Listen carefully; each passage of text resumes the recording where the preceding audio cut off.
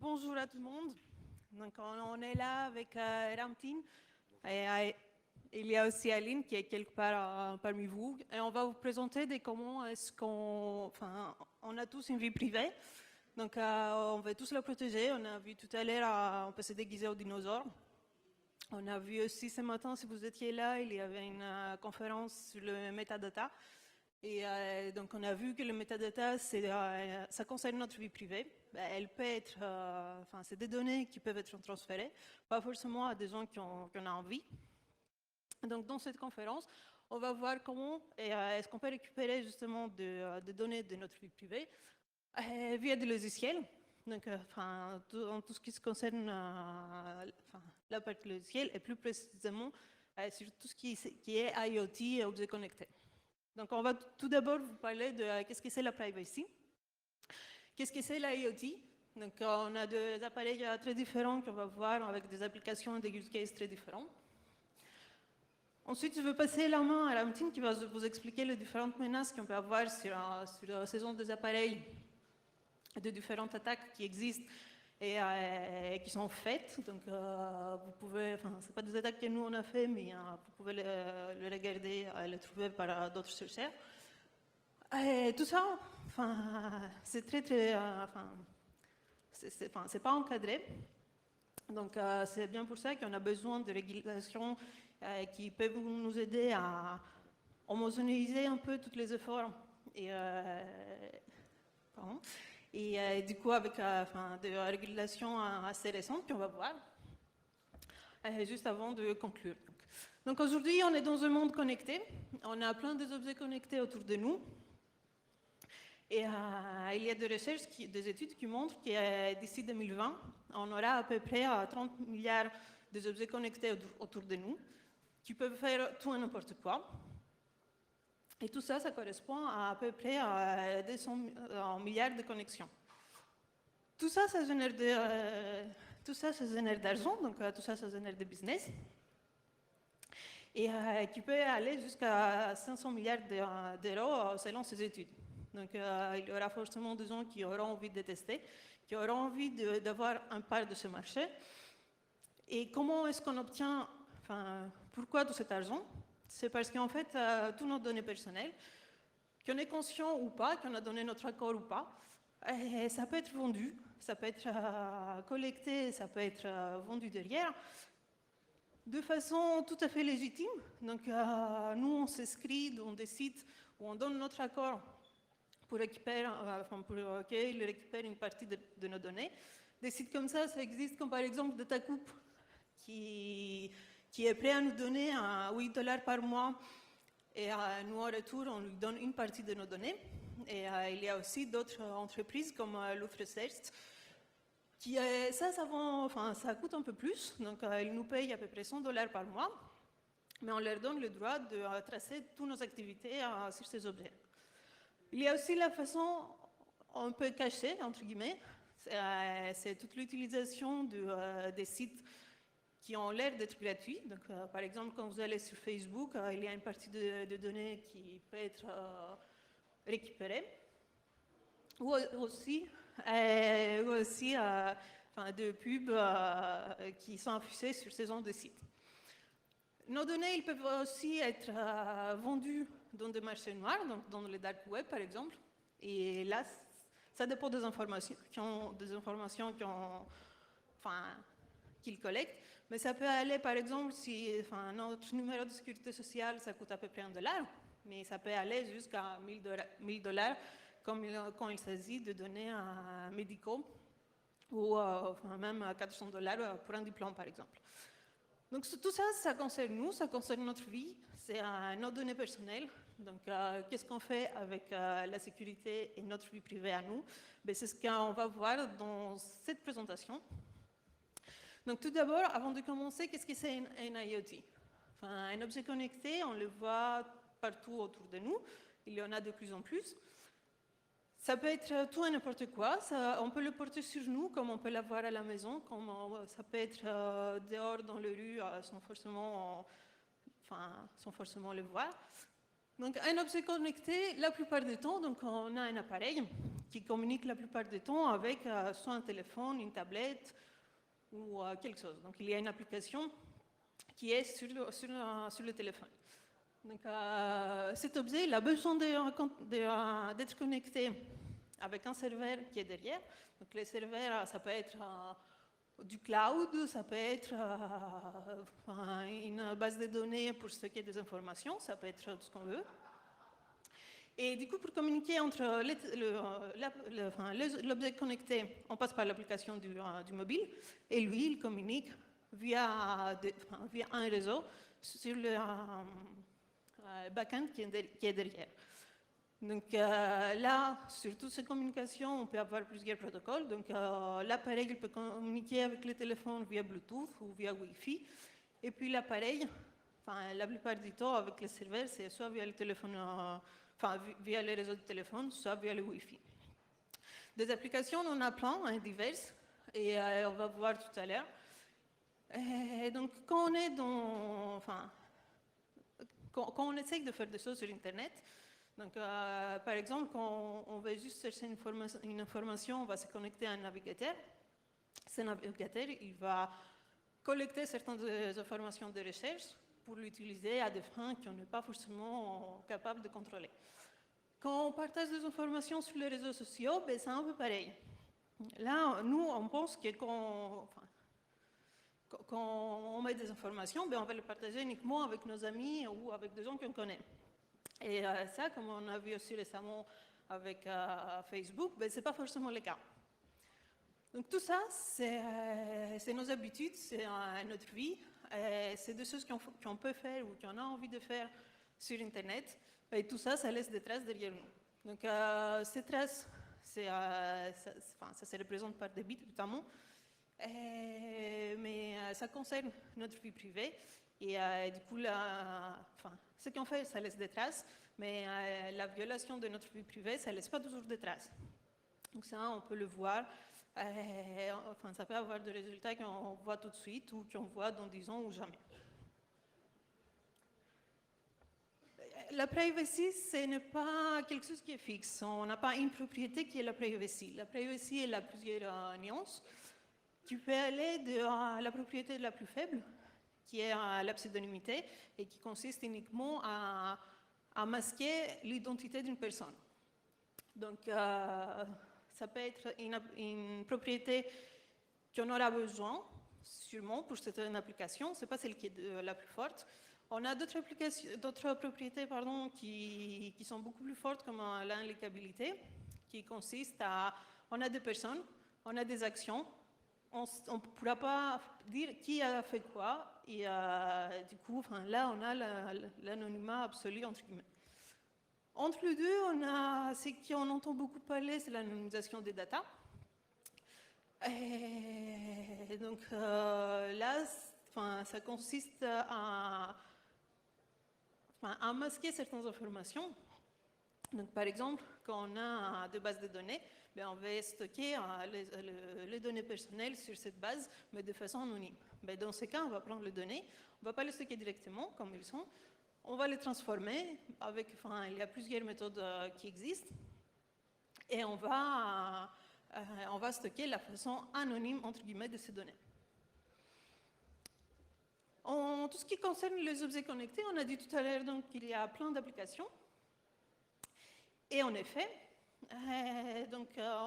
ça peut être, comme on a dit tout à l'heure, tout et n'importe quoi. Donc il y a plein d'entreprises qui créent leurs objets connectés, selon le mode de l'époque. Donc ça peut passer par ce qu'on dit Smart Factories, donc les usines connectées, qui consistent à, par exemple, manipuler des équipements qui sont dans l'usine à distance.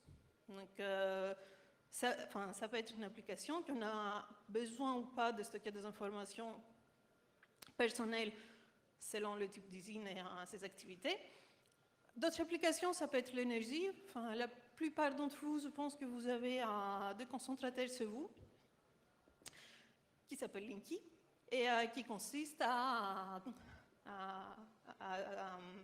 collectionner toutes les données de la consommation et de les envoyer directement vers l'entreprise qui gère. D'autres applications, ça peut être dans l'agriculture.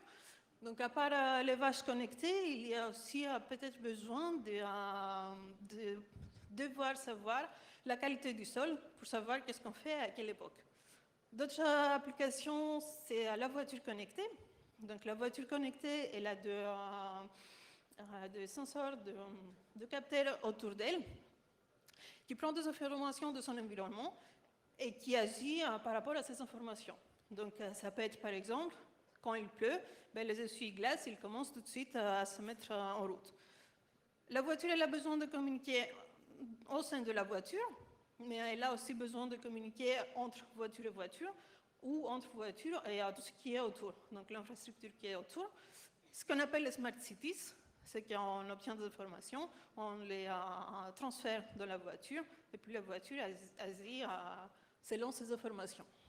D'autres applications, c'est dans la maison, donc ce qu'on appelle smart home, qui peut être de volets connectés. Ça peut être un thermostat qu'on a mis en route, et ça peut être toute autre chose, comme la télé connectée, le frigo connecté, tout ce qui est connecté dans la maison. À part ça, on peut avoir d'autres applications, comme ce qu'on porte sur nous, donc tout ce qui est beaucoup plus près de notre corps, et qui nous permet de tracer. Et ça, Ramtin va vous expliquer comment tout à l'heure. Donc, ça peut être, par exemple, des montres connectées, ça peut être de bracelets des activités, donc des activités sportives ou autres. Ça peut être aussi des appareils médicaux, comme les pacemakers, qui est pareil, on va voir une application tout à l'heure avec Ramtin, et ça peut être aussi toute autre chose, comme des jouets pour des enfants ou des adultes, comme toute autre chose qu'on verra à la fin de la présentation de Ramtin, enfin de la partie menace. Et donc, par la suite, je vais passer la main à Ramtin qui va vous expliquer les différentes menaces qu'on peut avoir sur les objets connectés et comment est-ce qu'on peut faire des saisons d'attaque. Est-ce que vous m'entendez tous? Ouais, j'ai l'impression que oui. Alors, on va voir maintenant ensemble les menaces qu'il y a sur ces objets connectés-là, donc qui sont dans l'écosystème de l'IoT. On va en voir en tout 7. La première étant l'interdépendance des objets. Donc, on l'a vu en introduction que les objets connectés vont générer de plus en plus de revenus. Du coup, on va avoir de plus en plus d'objets qui vont apparaître, qui vont venir sur le marché. Et on va avoir de moins en moins d'interactions humaines sur ces objets-là. Et certains d'entre eux vont travailler ensemble implicitement. Donc l'exemple qu'on a ici, c'est qu'on a une fenêtre qui est intelligente, dans votre maison intelligente. Et cette fenêtre-là, elle va s'ouvrir quand il fait trop chaud, par exemple. Sauf que la fenêtre est très bien sécurisée, on va supposer qu'elle est très bien sécurisée. Donc même pour vous, attaquants, c'est compliqué d'y trouver une vulnérabilité ou quelque chose. Sauf qu'elle elle dépend implicitement d'un autre appareil connecté, donc un thermostat, qui, elle, est moins bien sécurisé. Donc vous, attaquant, vous êtes malin, vous n'allez pas vous embêter à attaquer la fenêtre, vous allez voir si le thermostat a une vulnérabilité, et s'il s'avère qu'il en a un, vous allez lui faire croire que la chaleur augmente pour qu'il ordonne à la fenêtre de s'ouvrir. Donc là, on voit que la surface d'attaque augmente due à cette menace d'interdépendance, et que du coup, tous ces appareils-là sont des maillons dans une chaîne de sécurité, et si l'un d'entre eux a une sécurité trop faible, c'est toute la chaîne qui se brise. Donc la deuxième menace, c'est la diversité. Donc toujours dans le même contexte où on a de plus en plus d'appareils connectés qui apparaissent et qui vont continuer d'apparaître sur le marché, on va en avoir qui vont avoir la même application, mais qui vont provenir de fournisseurs différents. Et donc là, le problème, c'est qu'il n'y a pas vraiment de standard entre les fournisseurs pour se mettre d'accord sur des designs ou des protocoles sécurisés à mettre en place, et souvent, c'est propriétaire, ces designs et protocoles-là. Donc pouvoir les sécuriser, ça implique d'en faire la rétroconception, donc ce qui est plus compliqué, de voir s'il y a des vulnérabilités ou des problèmes dessus avant de les mettre sur le marché. Donc c'est la deuxième menace de ces objets connectés-là. La menace suivante, c'est la contrainte. Donc, même contexte, on a de plus en plus d'objets, on va avoir le plus de bénéfices possible, donc on va en réduire le coût. Sauf qu'en réduisant le coût, on va également réduire les ressources, donc tout ce qui est mémoire ou puissance de calcul. Et ce qu'on constate et qu'on va voir par la suite dans les attaques, c'est que malheureusement, il y a aussi un manque en termes d'expertise et de sensibilisation en ce qui concerne la sécurité et la vie privée dans ce domaine-là. Donc ce qu'on remarque, c'est que, comme le montre l'image, c'est que quand on essaye d'ajouter des couches de sécurité sur ces objets-là, on a l'impression de voir un enfant qui essaie de mettre son jouet carré dans le rond. Donc ça l'énerve, il n'y arrive pas, il va forcer. Et puis on va voir ce qui se passe après, et même parfois il va abandonner. Vient ensuite la myriade de données, donc la quantité gigantesque de données qui va être générée, mais aussi envoyée, utilisée et stockée par ces données-là. Donc cette menace, elle cible directement notre vie privée, surtout si elle est combinée aux menaces précédentes. S'il y a un manque d'expertise en termes de sécurité ou de gestion de la vie privée, on voit que toutes les données qui sont générées et envoyées peuvent poser problème sur notre vie privée. La cinquième menace, c'est le manque d'accès. Donc on a de plus en plus d'appareils, et certains de ces appareils-là vont avoir une durée de vie qui va être longue. Et on va avoir d'autres appareils qui vont devoir monitorer 24 heures sur 24 ce qui se passe, et certains de ces appareils-là, donc comme un pacemaker par exemple, vont être difficiles d'accès. Et ça va être également difficile à auditer ou à détecter des attaques sur ces appareils-là. Donc vous imaginez bien que faire vos mises à jour hebdomadaires comme sur vos machines et redémarrer un pacemaker, ça ne va pas être aussi simple. D'où l'importance de prendre en compte cette menace pour concevoir correctement et sécuriser correctement ces appareils. Ensuite, il y a l'intimité. Donc l'intimité entre l'utilisateur et son objet. Donc par intimité, on parle de tout objet qui monitore continuellement des données de l'utilisateur comme son rythme cardiaque ou sa localisation. Et là, encore une fois, c'est une menace directe sur notre vie privée si ce n'est pas bien sécurisé et si ce n'est pas bien conçu. Et enfin, on a la mobilité. Donc on a maintenant des objets qui sont mobiles grâce à nous, en fait, comme des voitures intelligentes ou même des bracelets ou montres connectées. Et donc ces objets-là vont se connecter de réseau en réseau, des réseaux qui sont parfois inconnus et où il va y avoir des acteurs malicieux. Et ces acteurs malicieux-là, s'ils veulent propager un code malveillant parce qu'ils ont trouvé une vulnérabilité et qu'ils peuvent le faire, quoi de mieux que de le faire sur des appareils qui sont mobiles et du coup de propager encore plus rapidement leur malware. Donc, l'idée de présenter ces menaces, c'est pour faciliter la présentation des attaques qui existent. Donc, on va essayer de vulgariser un peu, pour que ça soit accessible à tous.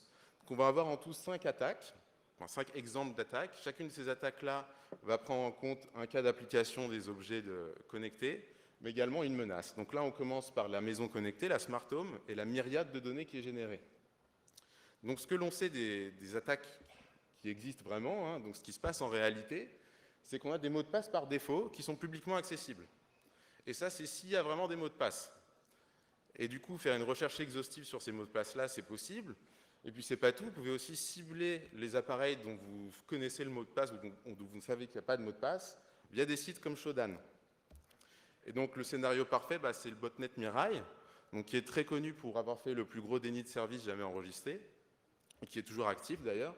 Donc, le fonctionnement, globalement, en gros, ce que fait ce botnet-là, c'est qu'il a un dictionnaire de username mot de passe qu'il a récupéré parce que c'est disponible publiquement. Il y a même certains appareils qui ont juste un username et pas de mot de passe, et du coup, il en prend le contrôle. Et donc, à travers le contrôle de ces appareils-là, il a fait un déni de service. Sauf qu'on s'est rendu compte après coup que certains de ces appareils-là, qui sont principalement des routeurs, des caméras ou des imprimantes, ils stockent votre mot de passe Wi-Fi en clair. Et puis, si l'appareil est un peu plus haut de gamme, elle a plus de ressources, donc elle va stocker toujours en clair, tant qu'à faire, vos documents que vous avez récemment imprimés ou scannés. Donc là, c'est une menace directe sur la vie privée, sans trop d'efforts. Et puis l'attaquant, il est curieux, il ne va pas s'arrêter là, vu qu'il a le mot de passe d'un réseau privé, il va essayer de voir sur le réseau s'il n'y a pas d'autres appareils vulnérables, afin d'exploiter ces vulnérabilités et récupérer encore plus de données. Donc c'est quand même inquiétant.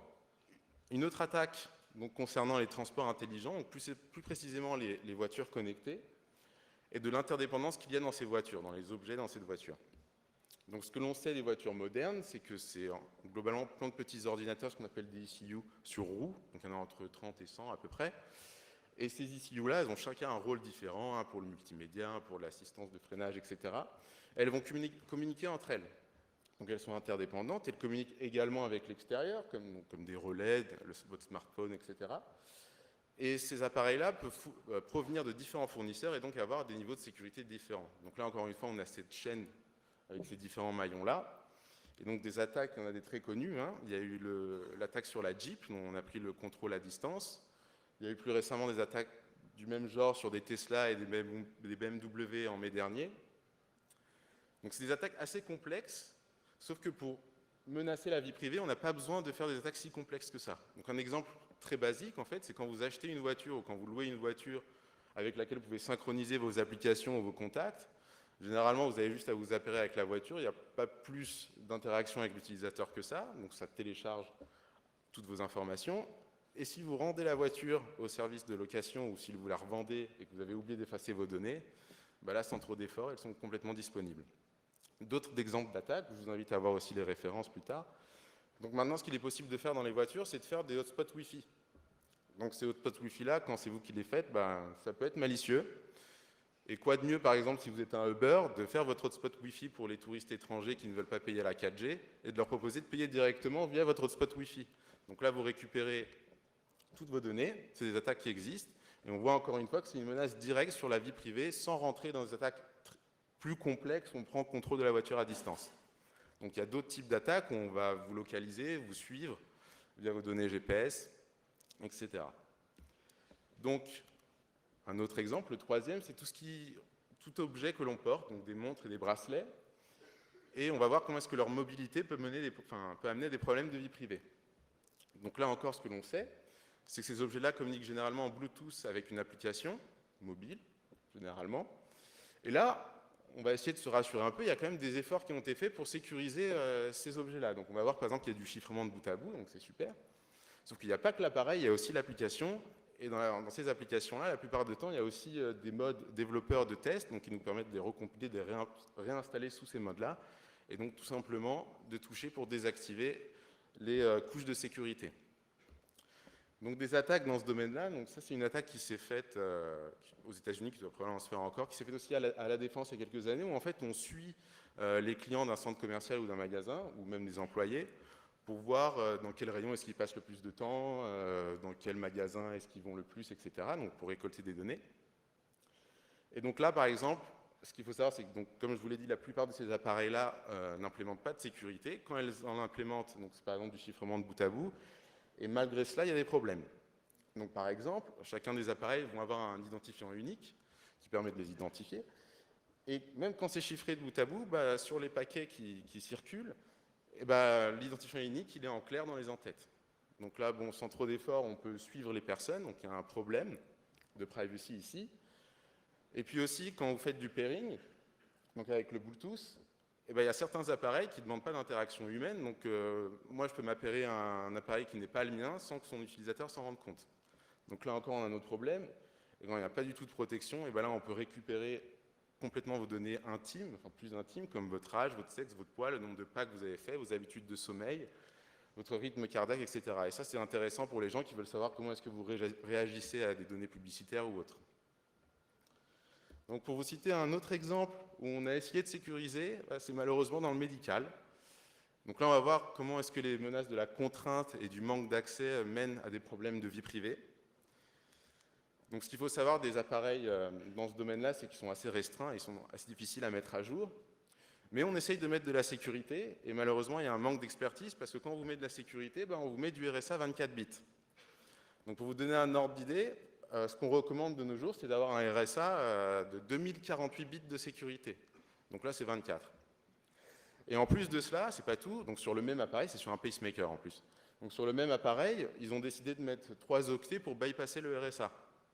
Bon, et ça, c'est quand c'est sécurisé. Et donc, on va revenir sur ce qui s'est passé sur le pacemaker, mais globalement, ça mène à quoi? Ça mène à ce que des attaquants récupèrent vos données médicaux. Donc, on a vu que ça se revendait très très bien. Donc, par exemple, il y a des chercheurs de McAfee qui se sont amusés à attaquer un système qui s'appelle le PACS, donc qui regroupe tout ce qui est appareil d'imagerie, donc des scanners, IRM, etc., avec donc les données des patients. Et donc, ils ont ciblé ce système-là via Shodan. Ils ont vu que ça utilisait des logiciels qui sont assez anciens, pas mis à jour, et dont il y a plein de vulnérabilités, dans le top 10 de l'OWASP en plus, donc autant dire que c'est très critique. Et donc, ils ont réussi à récupérer les données des patients. Ces données-là, ils les ont corrélées, et ils sont amusés à imprimer en 3D le bassin d'un des patients, que vous pouvez voir en haut à droite. Donc là, on voit menace directe sur la vie privée, puis c'est pas tout. Pour revenir sur le pacemaker et le RSA 24 bits, là, on a annoncé aux 400 000 patients qui avaient ce pacemaker-là qu'on pouvait diminuer la charge de leur batterie, qu'on pouvait leur administrer un rythme cardiaque différent et qu'en plus, on pouvait leur faire, tout ça à distance, on pouvait leur envoyer des chocs électriques mortels. Donc là, c'est plus du tout un problème de la vie privée, c'est un problème sur la vie tout court. Donc pour finir sur une touche quand même un peu plus légère d'attaque, on va parler des jouets, principalement des jouets pour enfants ou tout objet lié à un enfant, et comment l'intimité, donc comme c'est des objets qui sont chez nous, peut mener à des problèmes de vie privée. Donc là, ce que l'on sait malheureusement, c'est que généralement les communications ne sont pas chiffrées, il n'y a pas d'authentification, et l'application mobile, quand elle est souvent peu sécurisée, voire pas du tout, donc ça amène à des attaques. Donc, je vous présente la Hello Barbie ici au milieu, donc c'est une super Barbie à qui vous pouvez parler, qui va vous répondre, qui enregistre même vos conversations. Donc il y a des chercheurs qui sont amusés à en faire la rétroconception, et ils ont vu qu'il y avait plein de vulnérabilités. Et donc, entre autres, ils se sont rendus compte qu'ils pouvaient facilement, sans trop de difficultés, entendre ce qui se passait chez les gens qui possédaient cette Barbie-là, mais aussi parler en retour et récupérer les conversations qui sont enregistrées. Donc, il y a plein d'autres cas d'attaques comme ça, par exemple sur des moniteurs pour enfants, où aux États-Unis, c'était un voisin qui s'amusait à pirater le moniteur pour faire peur à l'enfant. Donc, bon, on voit qu'on peut carrément s'inviter virtuellement chez nous, en attaquant ce type d'objet-là. Et en plus, c'est pas tout, on se rend compte aussi que la plupart de ces objets-là, elles stockent également le mot de passe de notre réseau privé, donc de notre Wi-Fi, en clair. Donc là, on a quand même des gros problèmes. Et c'est pas tout, il y a plein d'autres objets de plus en plus fous qui sont piratés, hein. Donc il y a les jouets pour enfants, mais il y a aussi les jouets pour adultes. Mais c'est pas le plus fou, il y a aussi des armes à feu avec une visée intelligente, où en fait, là, vous pouvez à distance modifier la cible de l'arme à feu. Vous avez aussi des toilettes avec des codes PIN hardcodés qui sont connectés. Bon. Il y a des brosses à dents, des pèse-personnes, etc. Alors, on se demande du coup pourquoi autant d'attaques.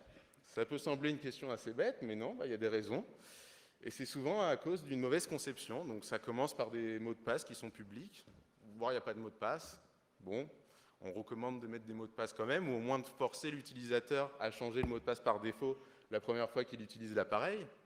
Après ça, on se rend compte qu'il y a quand même des secrets qui sont codés en dur, hein, dans l'application mobile ou autre, dans les logiciels. Donc là, pareil, ça serait bien de le hacher, de préférence pas utiliser MD5 parce que bon, ça se casse. Puis ça continue, on voit qu'il n'y a pas d'authentification, il n'y a pas de chiffrement. Bah, quand on en met, on vous met du RSA 24 bits quand on vous en met. Après, pareil, le pairing, c'est fait sans interaction humaine. On serait bien quand même de faire intervenir l'utilisateur de l'appareil. Et pareil, des ports JTAG ouverts qui permettent d'accéder à des consoles, les logiciels qui ne sont pas du tout protégés, on voit toute la conception, pas d'anti-tempering, pas de méthode contre la rétroconception, d'obfuscation, etc. Et il y a aussi des replay attaques, même quand il y a du chiffrement de bout à bout. Donc là, c'est vraiment pour illustrer l'importance de vulgariser un peu tous les problèmes dans ce domaine, pour sensibiliser un peu tout le monde sur les problèmes assez basiques qu'il y a en termes de sécurité et sur notre vie privée. Donc, pour expliquer rapidement, en gros, comment est-ce qu'un attaquant va procéder. Donc, d'après le programme, vous devriez avoir d'autres présentations, je pense, qui seront bien plus techniques, qui vous présenteront ça bien mieux. Mais pour vous donner un ordre d'idée, un attaquant va regarder certes l'appareil, mais pas que. Donc, il va commencer par ouvrir, démonter l'appareil, voir un peu le matériel, en faire la rétroconception, ce qui peut accéder à une console, qui va lui permettre d'accéder au logiciel qui tourne dessus. Pareil, ce logiciel-là, est-ce qu'il est protégé? Est-ce qu'il y a des secrets dedans? Est-ce que l'appareil fait confiance à l'application mobile aussi? Comment est-ce que ça stocke les données? Donc c'est toutes ces choses-là que l'attaquant veut regarder. Il veut aussi voir les communications entre l'appareil et le mobile. Est-ce que c'est chiffré ou pas? Sur le mobile, on a une application, donc on va en faire la rétroconception, la décompiler. Pareil, même principe. Est-ce qu'il y a des secrets codés en dur, etc. Comment est-ce que c'est conçu? Le mobile peut communiquer avec un back-end, un serveur ou autre. Est-ce qu'on peut faire un man in the middle entre les deux? Comment est-ce que les communications sont faites? Est-ce que le serveur utilise de l'authentification? Est-ce qu'il y a des certificats? Comment est-ce que ça stocke, etc. Donc c'est tous ces points-là que l'attaquant va regarder. Et c'est aussi tous ces points-là qu'on doit regarder quand on veut concevoir ou sécuriser ce type d'objet-là. Donc rassurez-vous, il y a quand même différents États qui s'occupent de faire des régulations pour nous protéger. Et c'est ce que va vous présenter Maria juste maintenant. Donc, on a beaucoup entendu parler de la RGPD ou GDPR en anglais, qui est sortie en mai dernier et que vous avez sûrement reçu pas mal de mails le concernant. C'est par contre pas la première régulation qui sort autour de ce sujet de protection de données privées. Donc, il y a 2 ans, son prédécesseur qui était sorti en 1995, avec toujours au niveau européen. Mais par contre, il y a plein d'autres efforts qui ont été faits dans le monde entier. Commençons par le Canada au 4.3, et la liste qu'on voit là est très loin d'être exhaustive. Donc, il y a tout un paquet de lois, de régulations qui sont en cours. Et leurs différences, ils sont tous basés sur la même question. Donc, comment est-ce qu'on protège la vie privée des gens, soit pendant les communications, soit quand on a besoin de stocker ces informations quelque part, soit pour l'utiliser après pour des analyses statistiques, pour faire des études ou juste par le plaisir. La différence entre les différentes régulations, c'est d'abord le périmètre de où ça s'applique. Donc, est-ce que ça s'applique uniquement au niveau européen? Est-ce qu'au niveau du pays où ça a été sorti, est-ce que ça implique aussi toute communication d'une entreprise qui est basée sur ce pays avec le reste du monde? Et ensuite, quelles sont les données protégées qu'on a envie de protéger, les données privées, pardon, qu'on a envie de protéger? Est-ce qu'il s'agit de données qui sont adressées à l'État? Est-ce que c'est des données qui concernent notre vie médicale, donc tous les données médicaux qui sont dans les hôpitaux ou autres? Est-ce que ça concerne juste toutes les données d'un caractère personnel qu'on peut partager via Internet ou autre? D'autres différences, c'est aussi les sanctions qu'on a derrière. Donc, ça peut être soit des amendes, comme on a vu la première amende pour la France, c'était à Optical Center, suite visiblement à des problèmes de sécurité sur les sites. Et ça peut être aussi, mis à part les amendes, comme ce qui se passe en Chine, c'est qu'il y a les sites qui a un problème de sécurité, il est carrément coupé. Donc ça fait partie de tous ces éléments qu'on peut avoir de différentes options sur la régulation. Alors, je reprends juste la parole pour résumer un peu les impacts qu'on a vus sur la vie privée. Donc, on a parlé ensemble de différentes attaques qu'on a vues, dont Mirai, des attaques sur la Jeep, les voitures connectées, sur les appareils médicaux, etc. Donc, par exemple, pour Mirai, l'impact direct que voit le grand public aussi, c'est que c'est le plus gros déni de service jamais enregistré. Netflix ne marche plus, Amazon ne marche plus, c'est insupportable. Sauf que ce qu'on ne dit pas, et ce qui est aussi très important à dire, c'est pour ça qu'on est là ici, c'est qu'il y a des impacts indirects. Mirai, pour faire le déni de service, a accès à nos appareils. Ces appareils-là, en plus, on se rend compte après coup qu'ils stockent les mots de passe Wi-Fi en clair. Donc là, c'est nos données personnelles, notre vie privée qui est menacée. Pareil sur la voiture, il n'y a pas forcément besoin de prendre contrôle de la voiture à distance, même si c'est assez grave. On peut tout simplement récupérer nos données personnelles. En ce qui concerne tout ce qui est médical, là, oui, on voit des ransomware dans des hôpitaux, donc on est obligé de bouger des patients d'un hôpital à un autre. Ça aussi, c'est diffusé au grand public. Mais quand il y a un ransomware qui chiffre les données, c'est aussi qu'on a accès aux données. Et donc là, c'est aussi très très grave parce que c'est des données très intimes, des données de notre santé. Et c'est pareil pour tout. Et on se rend compte que tout ce qui est impact indirect, c'est tout ce qui concerne nos données, notre vie privée. C'est pour ça que c'est important pour nous de le souligner ici. Ramtin il a présenté les différents scénarios d'attaque. Donc, on a vu que souvent, ça commence par une faille de sécurité qui peut impacter notre vie privée, la mise en danger de notre vie, de notre vie en tout cas connectée. Et du coup, il y a des attaques qui sont une étiquette de sécurité, mais qui peut très facilement avoir de conséquences sur notre vie privée. Comme on a dit depuis le début de cette présentation, la vie privée, c'est un peu différent parce que, par exemple, si on a notre numéro de carte bancaire qui a été attaqué, à un moment, l'attaquant il va faire une transaction, donc on va vite se rendre compte que notre numéro a été attaqué. Par contre, sur d'autres données, comme par exemple, toutes les données qu'on peut récupérer via la voiture, via toutes ces applications que Ramtin nous a expliquées, tout ça, ça peut avoir des impacts qu'on ne voit pas forcément tout de suite. Donc, ça peut être vu dans 10 ans, ça peut être jamais vu, et pourtant, il y a quelqu'un qui a une partie de notre vie. Heureusement, il y a quand même pas mal de régulations qui est fait, qui est mis en place pour protéger un peu tout ça dans de différents pays, avec de différences sur les données qu'on veut protéger, certes, et avec de différences sur comment on applique cette loi, mais au moins elle est là pour protéger un peu les consommateurs, donc nous tous. Mais par contre, le facteur le plus important, c'est que nous tous, on se rend compte, que nous tous, on est un peu plus vigilants sur qu'est-ce qui circule sur nous, sur notre vie connectée. Donc, que nous, on fait ça un peu, que nous-mêmes, on fasse un peu plus attention sur tout ça. Si on a des objets connectés à la maison, où on n'a jamais regardé s'il y a un mot de passe ou pas, ben, allons-y et regardez. Ça nous permet au moins d'éviter certaines attaques et au moins éviter la propagation de certaines attaques. Tout ça, on a vu depuis le début, Ramti nous a expliqué des différentes attaques qu'on peut faire, des différents scénarios. Donc on a vu qu'il y a un scénario à chaque fois, mais tous ces scénarios, ils peuvent être combinés. Et ce qui permet de faire des attaques avec une surface beaucoup plus large. Est-ce que tu veux nous expliquer? Voilà, en gros, pour vous embêter une dernière fois avec tous ces scénarios-là, c'est que, bon, si on reprend Mirai qui a accès à votre imprimante, qui a aussi du coup accès à votre mot de passe Wi-Fi, donc oui, il peut aller voir s'il y a d'autres appareils comme un ordinateur qui est vulnérable et récupérer vos données d'identité bancaire, etc. Mais ça se combine aussi avec le fait que si vous avez une Hello Barbie, un moniteur pour bébé, une caméra qui n'a pas de mot de passe, il s'invite virtuellement chez vous, il voit chez vous, il entend, il peut même vous parler. Et puis, c'est pas le tout. Si vous avez aussi une maison entre guillemets intelligente, donc avec un thermostat vulnérable, là, on peut s'inviter physiquement chez vous. Et donc ça, c'est pour finir avec un dernier mot. Où, pour nous, c'est vraiment important de vous sensibiliser, ou resensibiliser à tous ces problèmes de sécurité et de vie privée dans le monde des objets connectés, pour que vous puissiez à votre tour sensibiliser les gens autour de vous, afin qu'on puisse plus sécuriser et améliorer la protection de notre vie privée et de nos données. Merci beaucoup de votre attention.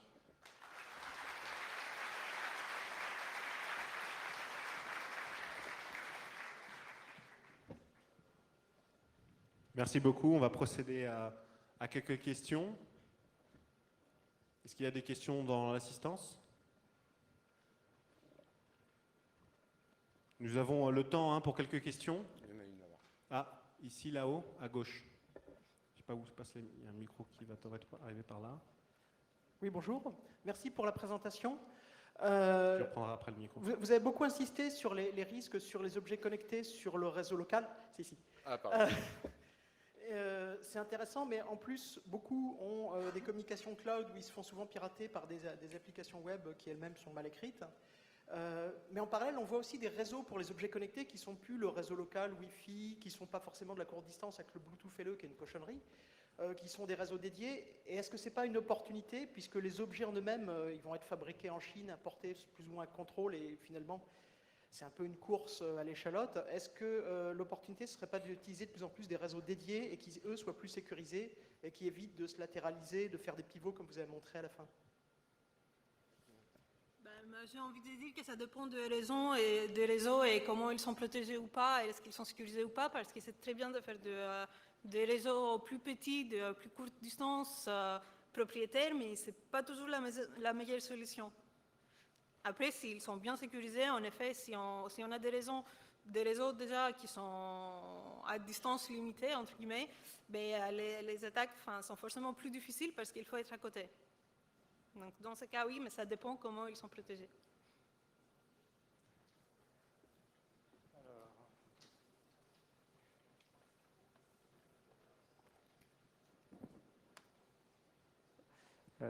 Moi, je développe une start-up, on travaille là-dessus. Est-ce que la solution, ça serait plutôt qu'on ne peut pas attaquer les objets connectés parce qu'il n'y a pas de normes et il n'y a pas de volonté forte, un petit peu avec la GDPR, mais pour vraiment pénaliser les gens qui font n'importe quoi avec, ça serait rajouter des systèmes de protection dans les réseaux Wi-Fi ou dans les réseaux de données pour pouvoir contrôler les réseaux connectés et détecter, par exemple, les flux anormaux ou des tentatives d'intrusion, etc., plutôt à ce niveau-là. Ça pourrait être une solution pour tout ce qui est communication. Du coup, on protège les communications entre l'objet connecté et le téléphone ou le back-end qui est derrière. Mais pour l'objet en lui-même, ça n'apporte pas forcément de protection dans le sens où si l'appareil en lui-même il stocke une grande partie de ses données en clair sur l'appareil, une fois qu'on a volé l'appareil, c'est bon. Mais, Pardon, juste pour ajouter, en fait, il y a aussi le problème de conception directe qui est aussi important à prendre en compte, où quand, par exemple, on achète la même marque de caméra qui code en dur le mot de passe route, bah, si on ne prend pas déjà en compte ces problèmes-là qui sont assez basiques, bah, vous avez beau sécuriser le réseau, enfin, tout le monde qui achète la même caméra peut voir qu'il y a un mot de passe par défaut qui est codé en dur. Donc il y a plusieurs aspects à prendre en compte, ce dont vous parlez aussi, mais aussi des aspects basiques de sécurité où il faut commencer aussi par là directement sur l'appareil. Nous, l'idée, c'est de pouvoir avertir l'utilisateur, c'est de lui dire, vous avez cette caméra qui a cette faille de sécurité, et du coup, on la coupe de votre réseau pour pouvoir vous protéger. Et là, ça dépendra de la réaction de l'utilisateur. Ben oui, moi j'ai encore envie de l'utiliser ou non. Est-ce qu'il y a d'autres questions? Non? C'est bon? Je vois personne. Parfait. Merci beaucoup à vous deux. Merci. On vous applaudit très fort.